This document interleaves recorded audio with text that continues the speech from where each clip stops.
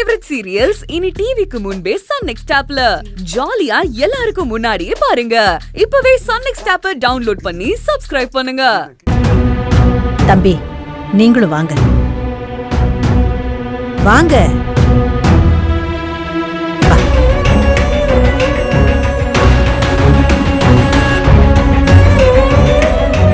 டேய் சிவராமா, அம்மா ஒரு முடிவு எடுத்திருக்கேன்டா.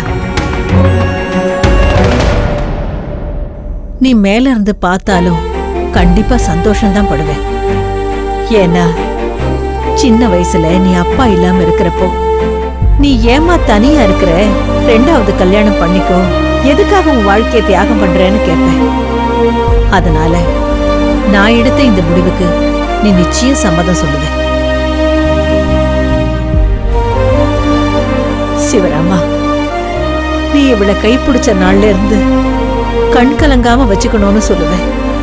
நீ ஒவ்வொரு தடவையும் லீவுக்கு வந்துட்டு திரும்பவும் ராணுவத்துக்கு போகும்போதெல்லாம், அம்மா நான் திரும்பி வர்ற வரைக்கும் என் வினோதனிய பத்திரமா பாத்துக்கோங்கன்னு சொல்லி என் பொறுப்புல விட்டுட்டு போவேன். இப்படி பல தடவை சொல்லிட்டு போனேன். ஆனா நீ கடைசியா ஒரு நாள் வரவே இல்லை. எங்களை எல்லாம் ஏமாத்திட்ட.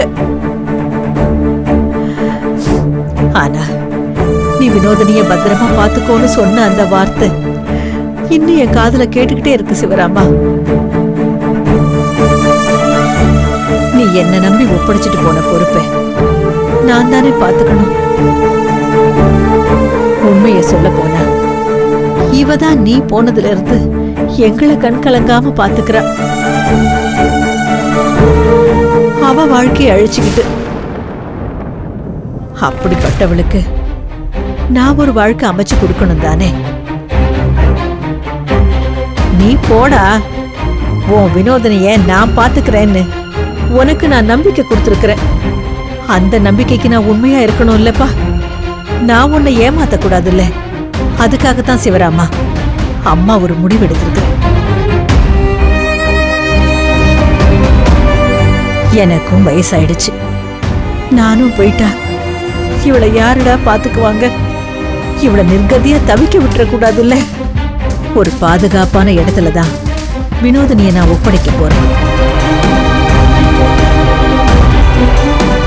அதுக்கு முழு தகுதியானவர் தான் இந்த தம்பி. டேய், இவரும் அப்படியே ஒன்ன மாதிரி தாண்டா சிவராமா. எப்படி நீ சின்ன வயசுல அப்பா இல்லாம அம்மாவுக்கு ஆதரவா இருந்தியோ அதே மாதிரிதான் இந்த பிள்ளையும் அவங்க அம்மாவை பாத்துக்கிறாரு.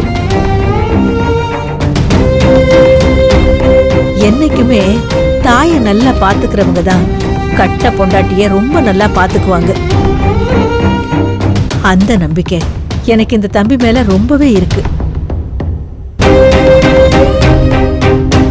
மத்தவங்க சிரமத்தை புரிஞ்சுக்கிட்டு இவங்க 2 பேரும் வாழ்க்கையில ஒண்ணு சேர்ந்தா இவங்க வாழ்க்கை நல்லா இருக்கும் சிவராமா.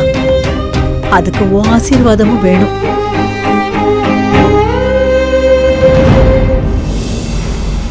இனி நம்ம குடும்பத்தை உன் இடத்துல இருந்து இந்த தம்பி தான் பாத்துக்க போறாரு. அம்மா நான் எடுத்திருக்கிற முடிவுல தப்பு இல்லைல்ல. நீ இதை புரிஞ்சுக்குவேங்கிற நம்பிக்கையில ஒன்ன சாட்சியா வச்சுதான் நான் இவங்களை சேர்த்து வைக்க போறேன்னு சொல்றேன்டா.